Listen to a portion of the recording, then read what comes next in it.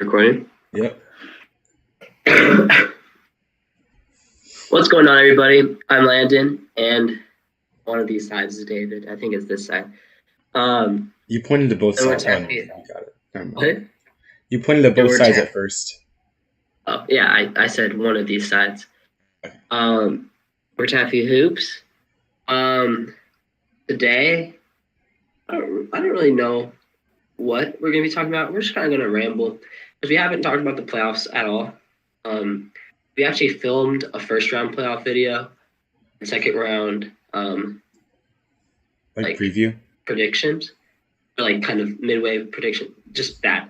Yeah, it was really bad. And I was late to editing them, and then it was like the second round was over basically, and just we were bad about this. I don't understand how YouTube making YouTube videos on like a time oriented subject is really hard. And we're trying to get better at that, but yeah. So I think we should talk about the draft lottery, how that went down, and what we think for the mock draft. What we think for who we think is going to be selected number one. I feel like there's a lot of different ways you could go about it. The Magic got the first pick this year, followed by the Thunder, Rockets, and Kings. And there's like really three main guys that you could pick going into those. There's like three main guys you could go with, which are Chet Holmgren, Jabari Smith, and Paulo Banchero. So yeah. Yeah. I as a Pacers fan, I love having the sixth pick. Oh yeah. Awesome that CS finally have a good lottery pick, even though we stunk as a team. But I'll take that price to rebuild a bit. Right. The Magic, I think they either take Chet or. Do you think they take Chet? Do you think I think they take Chet. They had a really good combine, didn't he? I think so.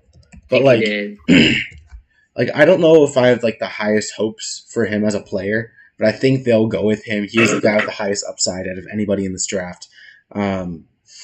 I feel like his only big concern is his weight and how he's going to translate into the NBA through that. So, yeah, for sure. Like overall, he's probably the best player available outside of his weight. Great offensive skill set, great on defense, great rim protector. So he doesn't have too many holes in his game besides being under 200 pounds as a 7-footer. That is scary. No, and I feel like that's the risk you're taking if you're the Magic. You have so many high upside guys that it's almost just like worth the risk at this point. And I don't think the Thunder take him at 2 if he's not first. So it's just it's going to be kind of weird. I don't think he falls out of top 3, but I think he's either first or third. Yeah, Griffin's on the watching. Yeah. He said, "What up, my Hoopers?" He said, "Who's winning tonight?" Ooh. Tonight's in Golden State, right? Tonight's going to be. It's in Golden State, right? I think Golden State wins tonight, but Boston ultimately wins the series.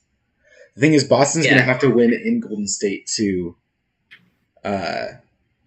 win the series, and no team has done that yet. So that's going to be. I cannot. Go ahead. Yeah, I think that's going to be really difficult to win in the Chase Center, especially Game 1. I think we'll just see, but I have the Warriors winning tonight's game. Yeah. I have no idea. Like, I flip-flop every day on how this finals is going to work out. Who's going to win, how many games it's going to go till. Oh, yeah, I was too. But, like,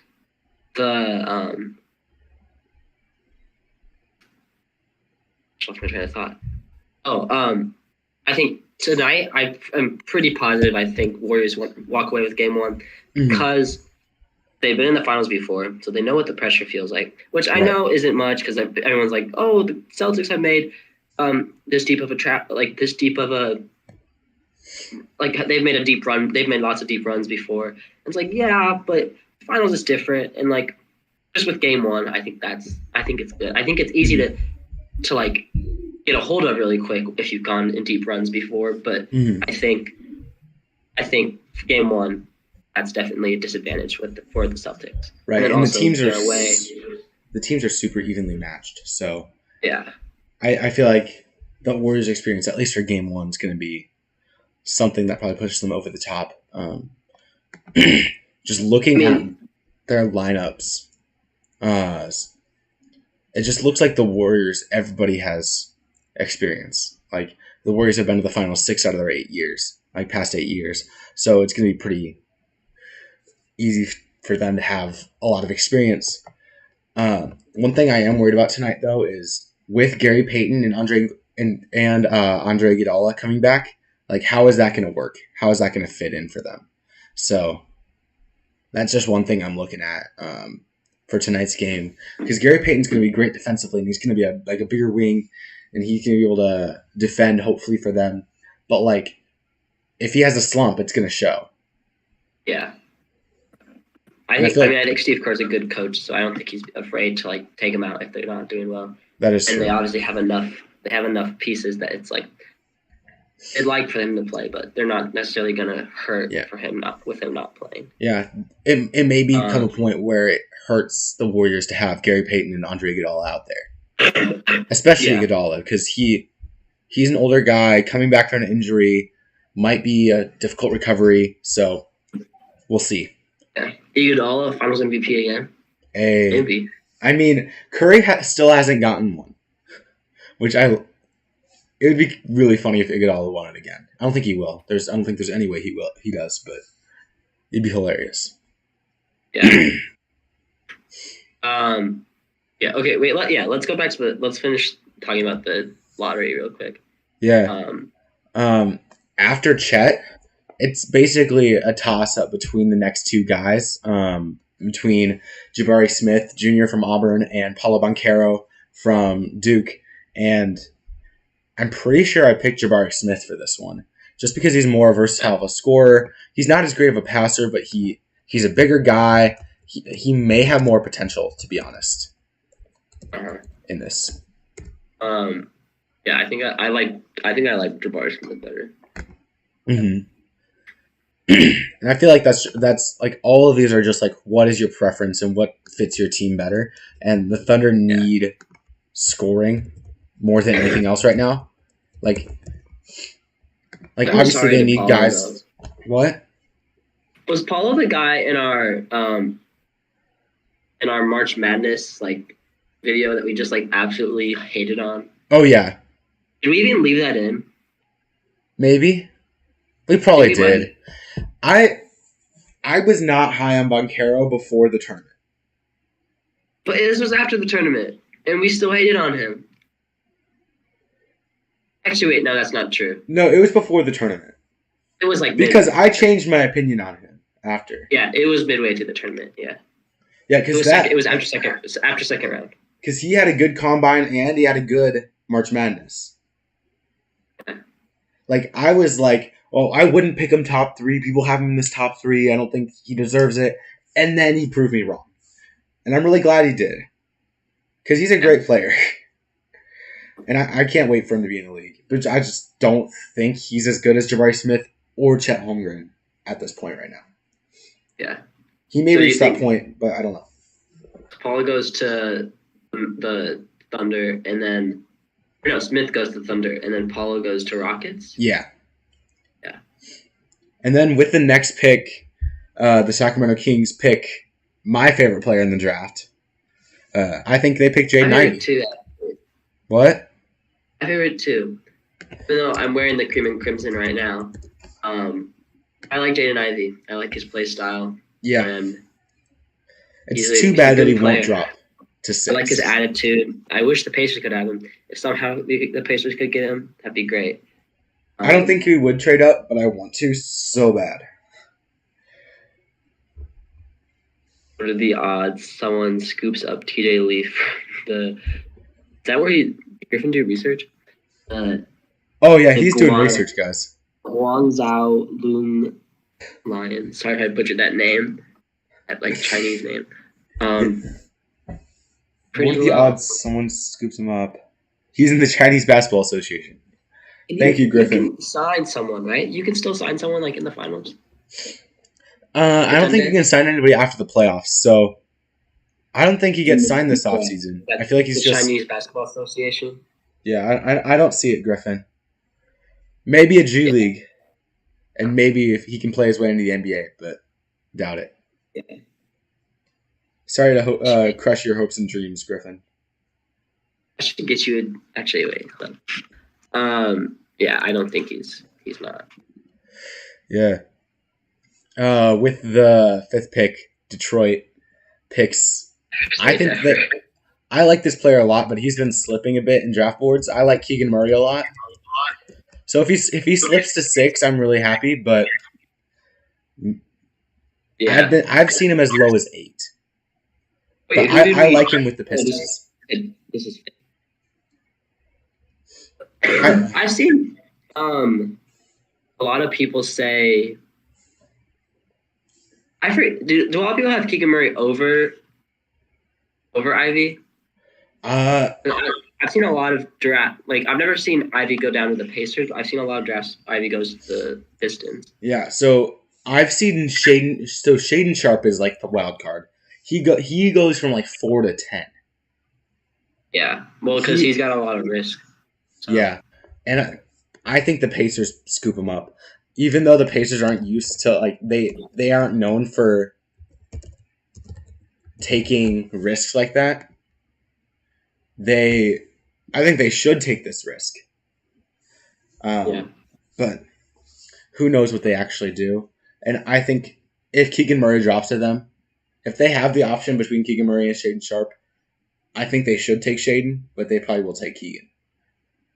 Yeah, for sure. Keegan's just a much better shooter, but Shaden hasn't proved like he was the number 1 guy in high school for the senior class, and he's just super athletic and looks to be good on defense. But Keegan Murray is just like an all-around shooter and scorer, which might be nice for the Pacers. But I want a guy that has high potential, like Shaden Sharp. Yeah. I mean, I doubt we have even the choice between Shaden Sharp and because I wouldn't take anyone under Shaden Sharp. Like at this point, I don't really care. Maybe AJ Griffin. Just take the risk. Yeah. Like, just do it. Mm-hmm. After Shaden, Portland needs a big guy. I think, unless they're getting rid of Damian Lillard, they need a big guy to complement him. I have no idea what Portland's timeline even is. Like, yeah, it's confusing. I don't think they know what it is. Right, and I'm assuming they're keeping Damian Lillard, and if they do, they take Jalen Duren out of Memphis. That's basically their big men, and I think there aren't many great big men in this draft, but I think Jalen Duren is one of the good ones. Basically, there's only like 2 great big men that are going into the lottery. And Jalen Duren looks like he's the best one out of those 2. So I think Portland goes with him and tries to get like a good pick and roll center, basically. Yeah, for sure. Mm-hmm. And then after him, New Orleans got a lottery pick because they did like a swap with the Lakers. And I think they pick AJ Griffin. I think they take a flyer on him because he's just another guy that can fit with Brandon Ingram, take some of the defensive load off of him, but also score a bit too. He's more of like a 3-and-D type guy. I'm looking at this mock draft right now. This has Benedict Mathurin. Benedict Mathurin? Benedict Mathurin in at pick number 5. That's high. It's really high. I have him right after AJ Griffin in San Antonio. Yeah. But like, I guess Pacers Keegan Murray though, which is nice. But yeah. The thing is, Mathurin's older than most of these guys. He's in the same grade as Ivy, but he's a year older. Same grade as Keegan Murray. No, Keegan Murray's a freshman. So like, Or I think he's a freshman. Let's see. How old is he? He's a sophomore. Wait, who's asking? What grade? Keegan Murray is a sophomore. Murray's a sophomore, yeah. No, Keegan Murray's the older one. He's like 22 sophomore, 22-year-old sophomore. I really don't. I don't care about that really. Like, as long as you're not like Chris Duarte is where it matters. Yeah, where he's like 24. I'm fine with the Chris Duarte pick. I think his age is fine. But like, obviously, I'm gonna care if the person we're drafting is 24. Like 22, I don't really care as long as you're developed. If you're 22 and not developed, that's bad. Right. If you're developed, I don't really care. Mm-hmm. So there were I put Benedict Mathurin with the other there were 3 guards that were really similar value, but they all had completely different skills. So it's kind of just based off what the team needed for those 3 guys. That was Benedict Mathurin, Johnny Davis, and Dyson Daniels. Yeah. And I have them in that order. Benedict Mathurin going to San Antonio for his athleticism and scoring. Johnny Davis going to Washington for shooting. And Dyson Daniels to New York for defense and playmaking, basically. They need a guy that can feed off of RJ Barrett, give him lanes to score, basically. Yeah. The Knicks aren't going to get anybody that's going to be a star caliber player. So Dyson Daniels is your best pick off that. He's not super, super high ceiling, but he's going to be a great playmaker, great ball handler, great defense player. So, and he did really well in the G League. So I'm looking forward to see him in the NBA. Yeah, for sure. I'm wondering what that mock draft has for Johnny Davis and Dyson Daniels. Do they have them later?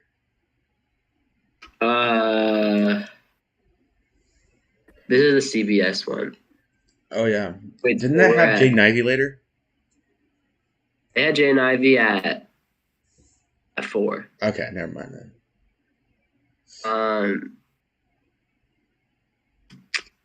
And then they have Ty at 9.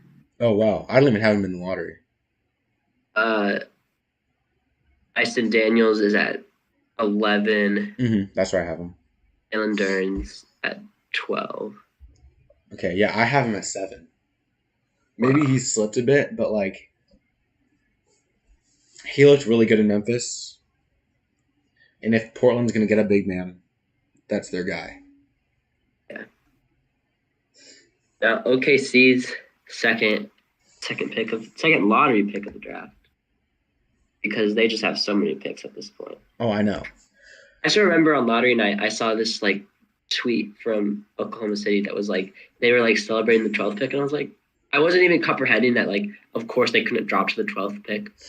Oh yeah. I was why are they celebrating getting a 12th pick? And then I realized, wait, that's not their pick. That's just a pick that they got. Yeah, so basically if that pick went in the top 10, they wouldn't have gotten that pick. Yeah. So they just didn't want that pick to move up. So who do you have? I have Jeremy Sochan. Yeah. From Baylor. Is that who they have? They have 12. They have Jalen Duren. They have taken. Oh, yeah, okay. Which is that's a good pick if he's still available. If he's still available, I'd rather have him than Sochan. Sochan's just a big guy that can stretch the floor, rebound really, really well. He's not great on defense because he's undersized, but that's something they can develop in him, hopefully. Yeah. But I like his shooting. I like his rebounding. I like his physicality down low. So I like him as just an all-around stretch 4 and 5. Yeah. And then Charlotte. These teams are just so young that I know. I feel it's just going to be whoever gets luckiest, kind of, with the talent they draft. Which I know it's not lucky; it's odd talent and scouting and stuff. But at the end of the day, whoever booms or busts is kind of just luck. Yeah.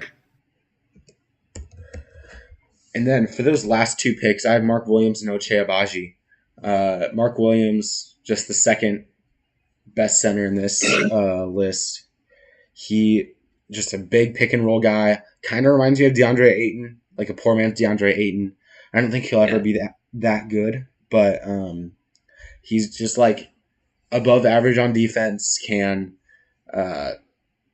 pick and roll with like the best of them. So I like him a lot at that 13th pick to Charlotte. He's gonna have to take time to develop, but he fits their timeline. I didn't know Charlotte had the 15th pick. They have the 13th. They might also have 15th. And 15th. They have New Orleans pick. Which is weird. Yeah, do they have both 13 and 15? Yeah, they have New Orleans 15. Okay. What was the trade there?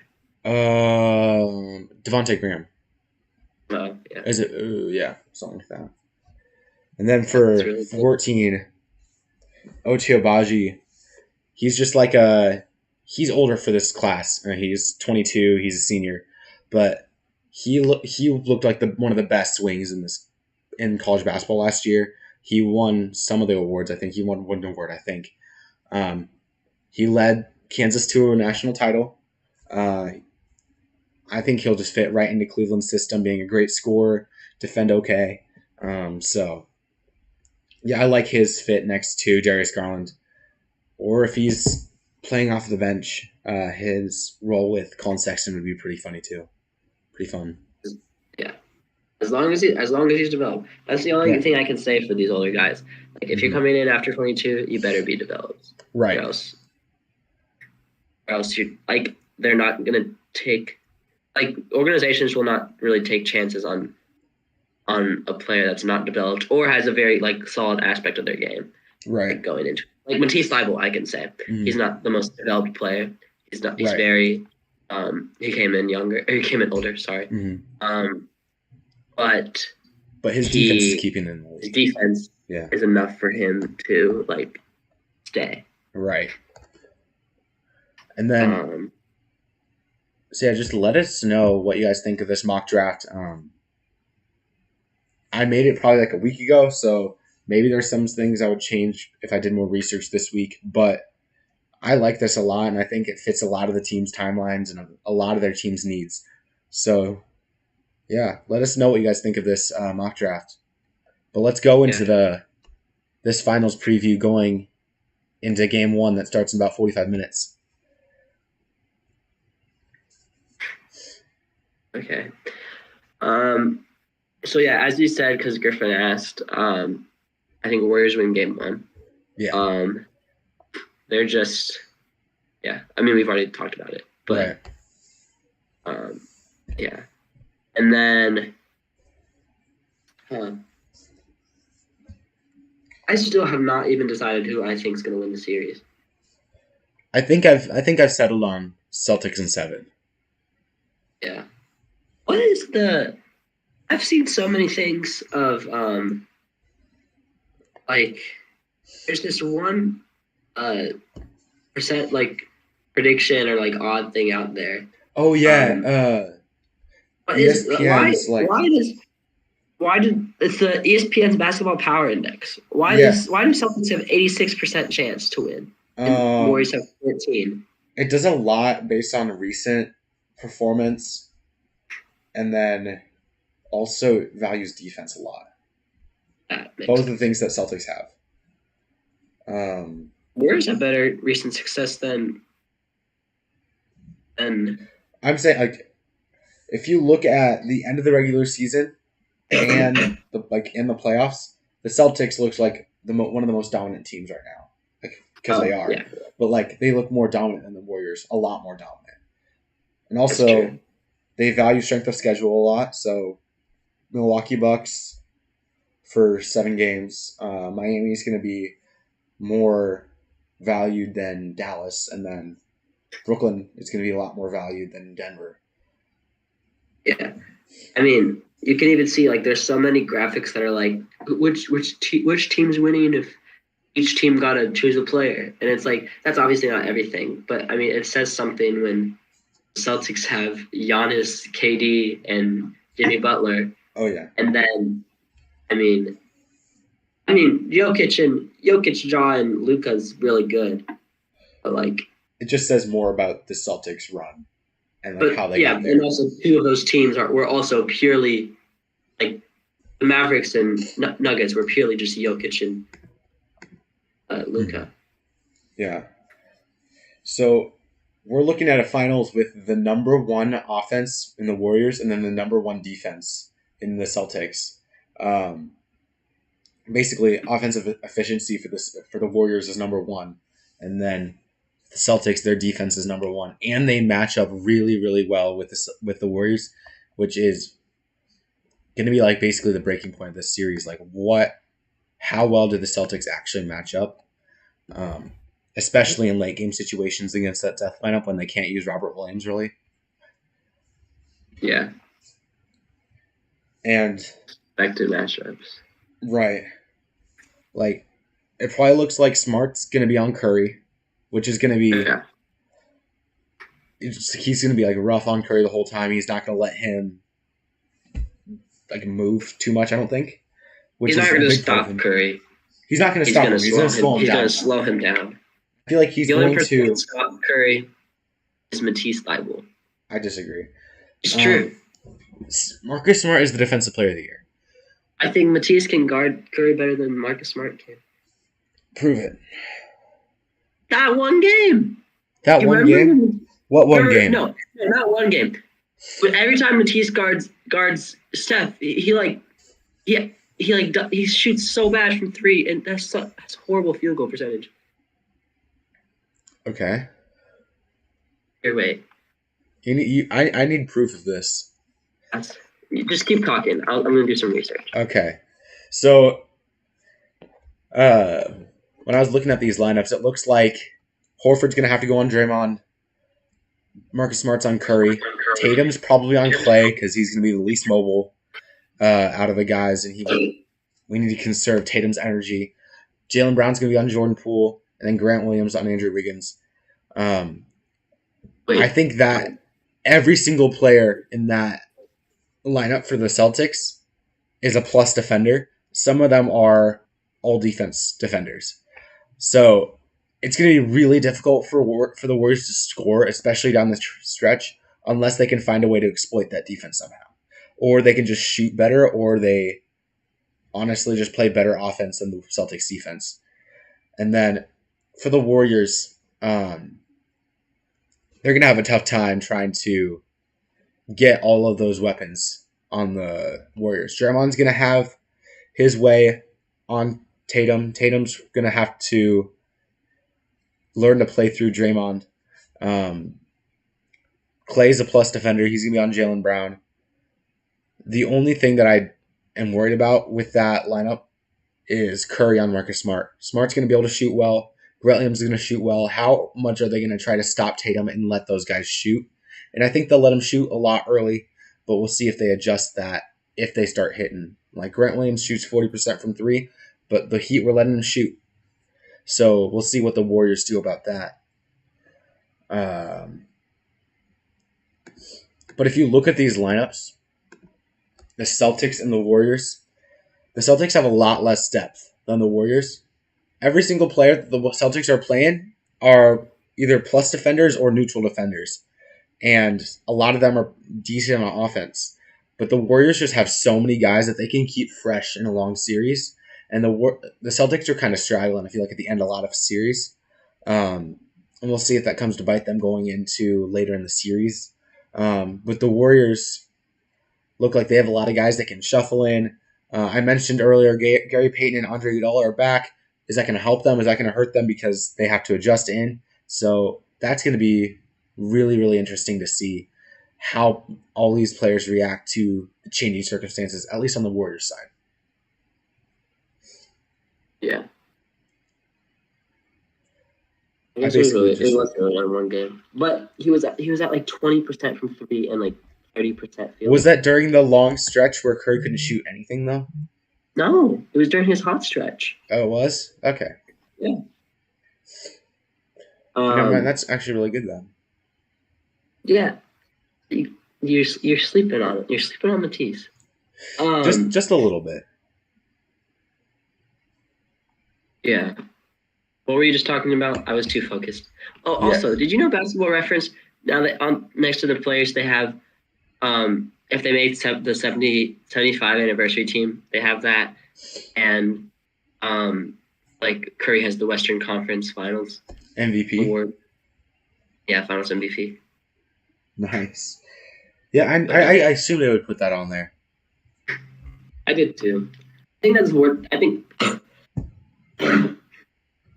I've told you this, but I think that award's so dumb. Like, it's literally just a participation trophy for who doesn't win it, who doesn't win the championship. Yeah. Um, I mean, I don't see a problem with it. It's just I don't think it's going to be valued that much. Yeah. I just don't think you should go awards that aren't going to be valued. That's fair. Like, I don't know. It defeats the purpose. Why are you giving it out if no one's going to value it from the beginning? Right. Yeah. What were you just saying about? You were talking what you were saying about the Warriors and Celtics. I talked about basically how the Celtics match up against the death lineup and how they're going to be able to play good defense, but we'll see how the Warriors react to that on their offense. Both of these are great coaches. They're going to have to do a lot of reacting. They're going to have to do a lot of changing over the series, and we'll see which coach does that better. The Warriors are a lot more deep than the Celtics, but every player on the Celtics that they're playing is going to be really good. Like the Celtics don't put a bad player on the floor. Looking at stats, the Celtics are the best defense. The Warriors are the best offense. So, these teams look to be very, very evenly matched. That's why I think it's going to be a great series. We'll just see if one team dominates over the other, which I hope doesn't happen, but it'd be interesting to see if it does. I think this is a pretty obvious answer, but would you rather have the Celtics Nets series where it was a 4-game series but all close games, or the Celtics Heat series where it was Game 7 but all pretty bad games and really blowouts? I liked the Brooklyn Nets series better. Yeah, I mean, I thought it was going to be obvious, but yeah, every single game was really close. They had that Jason Tatum buzzer beater on Game 1. Yeah, there were a lot better things about Game 1, or sorry, the first round than the Eastern Conference Finals. My camera is spazzing out on the live stream. Yeah.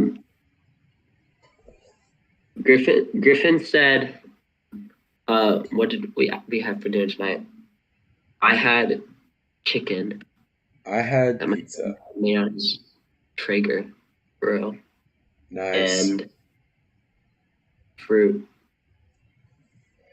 But not salad. Because I don't want it. You didn't have the salad? No. You should have had the salad. Well, I like some salad, but it was chopped salad, and I don't like chopped salad. Oh. And he also said nail biter at the end. Yeah, I think a nail biter series is better. Yeah, and I mean, at the end of the day, we want a mix of both. We want close games and also go Game 7 because then it just adds to the tension. Griffin, I'm really proud of you. Get that protein in. Yeah, I mean, yeah, good job having eggs.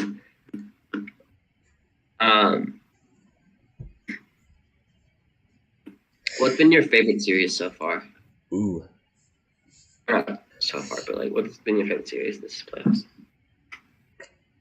Memphis, Minnesota. Yeah. All those games were really close. Two young teams scrapping it out. Probably neither team was contenders, but it was a great series to watch.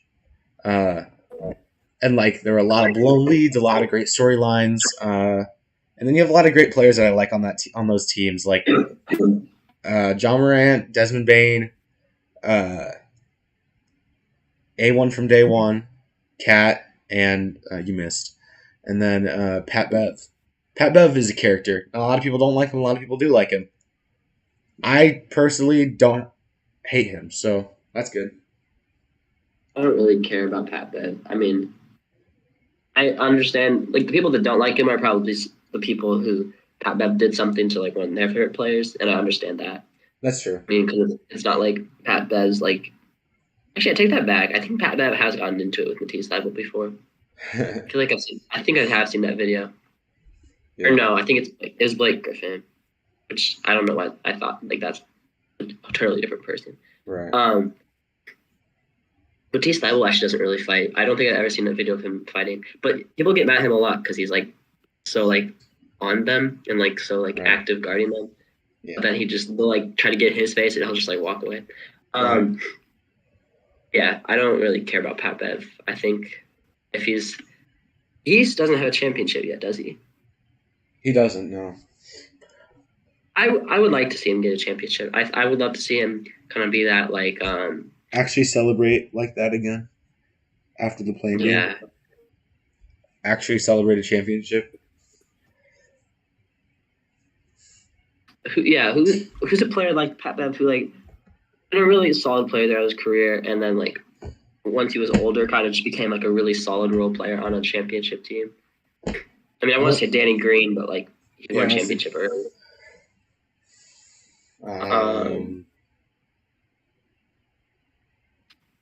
Kyle Lowry. Yeah, Dwight Howard. Yeah. Yeah. There's a lot of guys like that. Yeah, I like to see him become one of those guys, but I don't think that's gonna happen on the Timberwolves. Right. Also, this is complete random thought, and just I don't know what made this come to my mind. Did you know Dennis Schroeder got a Celtics tattoo? He did? Like a big Celtics logo tattoo on his leg. Was that before he got traded? No. That was after he got traded? After. He's coming back. There's no way he's not coming back. I'm so confused. Like, it's the team that he played the worst on, got like the least minutes. Why? Does he have like a tattoo of every team he's been on? No. Just the Celtics. Just the Celtics. So Dennis Schroeder. The thing is, if the Celtics win a championship, he gets the ring. Oh yeah. Corey Craig was going to get a ring either way last year. There's always one of those guys. Are there any of those guys this year? No, there's none. No, because the Celtics and they didn't trade with each other this year. Yeah. Dennis Schroeder. Celtics tattoo. If the Mavs and the Celtics played, it would have been Josh Richardson and Derek White. No, not Derek White. No, is Josh Richardson on the Mavericks or on the Spurs? Mavericks.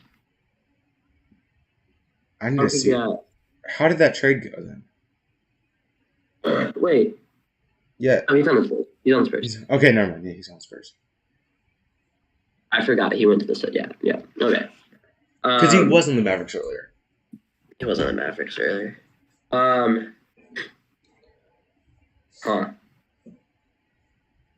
What I didn't say what my favorite series was. I liked the Grizzlies one. I think through all of them. The Bucks played. Did the Bucks play first round? Bulls. That was a short series. Pretty bad. Yeah, not a good series. I'll give another one. Okay, what? Phoenix, New Orleans. Jose Alvarado was like a sensation for like 2 weeks straight. And it was so much fun. And like, the Pelicans were like getting into the Suns' head after like game 2. And like, it was like a real series. And I did not expect that from a 1-8 matchup. And it was so much fun to watch.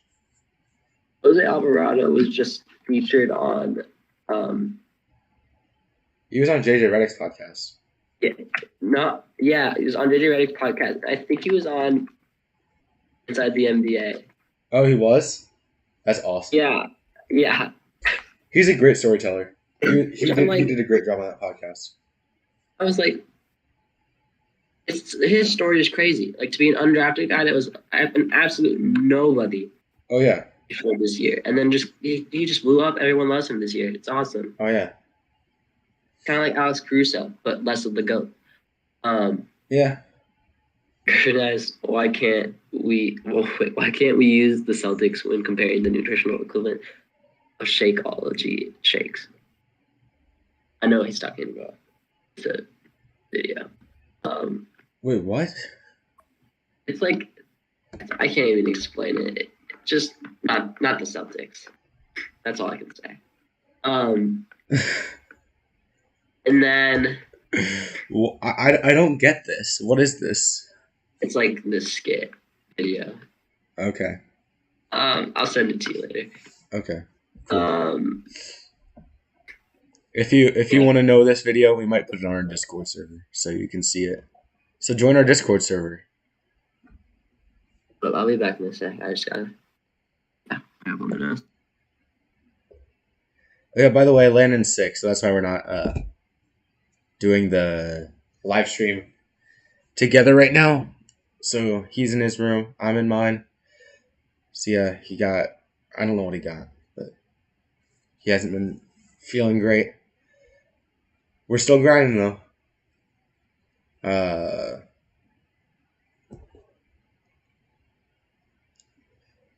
Griffin's making our content. It's great. Let's see.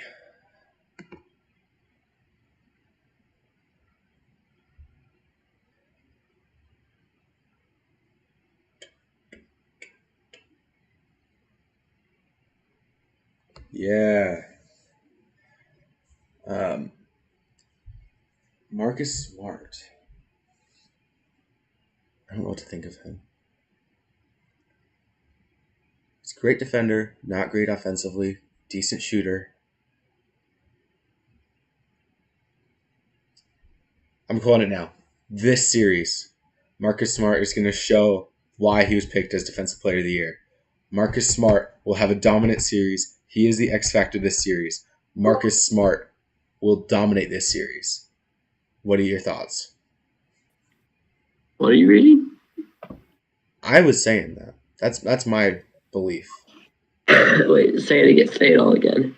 Marcus Smart will prove why he was picked as Defensive Player of the Year. He will dominate this series, and he will be close to winning Finals MVP.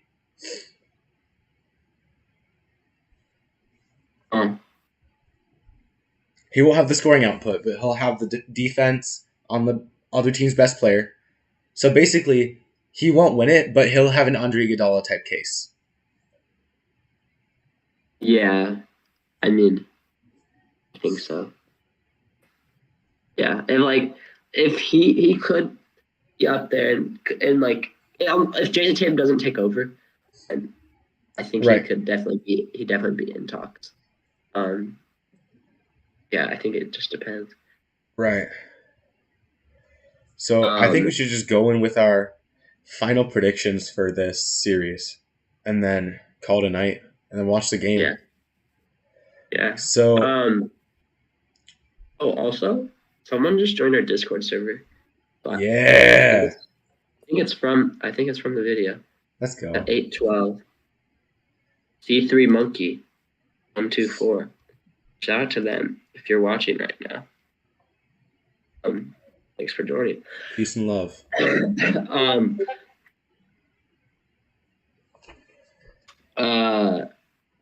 You already said your finals prediction, right? Yeah. I said Celtics in 7. I think they just pull out one home game they pull out one game in the Chase Center and then win the rest of their home games. So I think they go back 1-1 back to the Garden and make it a 3-1 series. Yeah, I think Boston's home stadium's one of the hardest to play in. Yeah, I feel like both of these stadiums are really hard for the road teams to win. Yes, they're both. I guess they're both hard. They're both is Boston a big market? Technically not, but they get a lot of free agents and they have a lot of fans. Are these the two biggest big market teams? Two smallest big markets, I would say. I think they're the two biggest small markets. I wouldn't say they're small market. I think they're I would Yeah, consider them like a big market team. they're the smallest big market. Yeah. Okay. But still, like Um, I think both of these have like the rowdiest and biggest fans besides Philadelphia. that And whole maybe the Atlantic Lakers. division, just Huh? Atlantic division, those people are crazy. Oh yeah. New York, Boston, Philly. New York, Boston, Philly, the Toronto's kind of Canadians, chill because it's Canada, but Canada, they're nice up there. and Chill. Drake. Except you can't go there ever. But Yeah.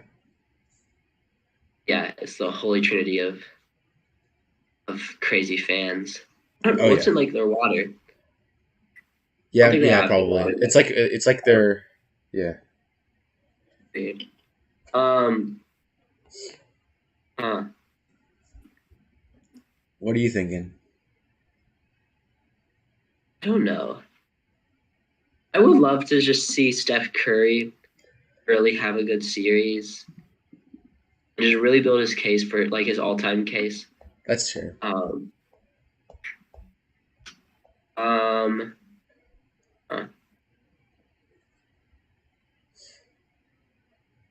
But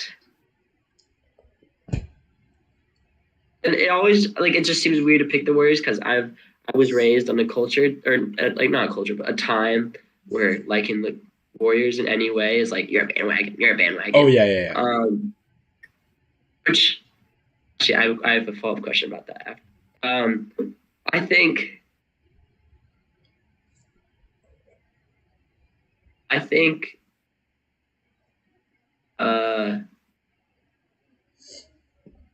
Warriors in 6. Okay. That was my Yeah, original prediction, and then I switched it. Yeah, I think they can shut down that last Boston game. Yeah, that's fair. Yeah. Yeah. I feel like it's I think that's gonna be like a good Clay game for some reason. And I mean, Clay game 6. Yeah, exactly. For some reason, Clay's kind of he's not the X factor, but like he's very just like a non like I don't know how to like what to call it, but like he could do really bad, but like it's not like that's gonna affect the team bad. But, like yeah, he also just might do really well. Like when he has a bad game, for some reason, like with the lineup they have right now around him, it's okay. Yeah. And he just has good games, and it's awesome. Yeah, he has the core around him that he doesn't need to have a good game, but when he has a good game, they win. Yeah, they have more depth than there was like before. But yeah, here's my follow-up question. My question today. Ooh. Are Warriors fans who were, and it doesn't matter if they were bandwagon fans to begin with or not, are Warriors fans who were fans through some part of the 3 championships, stayed fans through these 2 last pretty bad years, and then are still fans now? Are they bandwagons? Ooh. I think if you became a fan during that title run, those 3 title runs, then you're a bandwagon no matter what. So either you became a fan of them before 73 and 9, or you became a fan of them, like let's say like they picked James Wiseman or something. Yeah. Like that's I didn't even mention him, but he's gonna have to have an impact in this series to match up with the Celtics' size too. Yeah, I think that's one of the Celtics' best. One of their best skills is like their switchability. All of the players can switch easily on defense, and their small guys can guard bigger people, and their bigger guys can't necessarily guard the guards as well. But they can switch onto them. They can switch onto them, yeah. And I think the only guy that I can't see them switching a lot is Robert Williams, and that's why he's not going to play against the Death lineup. Yeah. But yeah, I think for the Warriors, they haven't really played against really good defensive centers yet. I'm trying to think. Like they played Played against against, Jokic, then I mean, Steven Aiton. Adams. No, they didn't. What am I thinking? Um, my brain's not working today.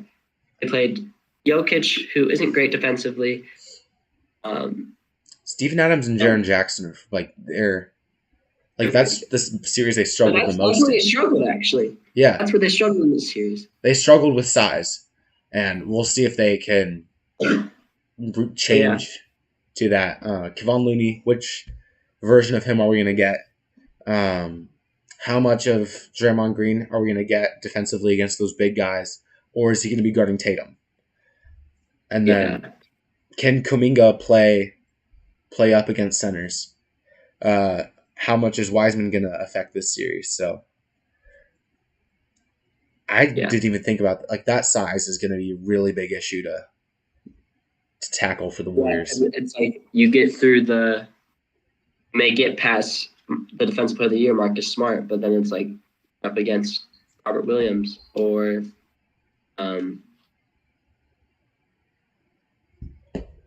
gosh, my brain just absolutely died. Al Horford. Gosh, Uh-huh. I would love to see Al Horford win with this same core again. Like come back with this core. Right. It's like what was that meme? It was like the Teenage Mutant. It was like the Teenage Mutant Ninja Turtles. Al Horford. Remember that? Yeah, because everybody on that team is really young, and then Horford's 32, 33, or maybe It's older. like he was the vet that helped them develop, and then Right. now he's like the vet that's brought into like their championship team that Yeah. is gonna help the role play. Yeah, that's about it.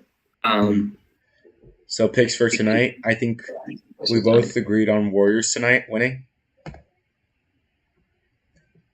Yeah. Yeah, I think they'll come out of the gates fast. But if Boston wins this game, I don't see a reason they will lose the series. Yeah.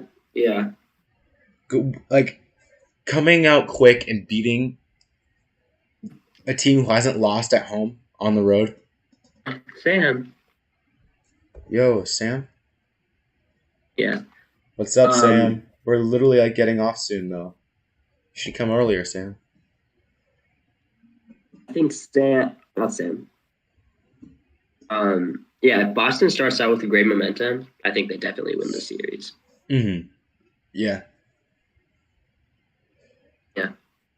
I guess we'll see in the next 20 minutes how they start off this game.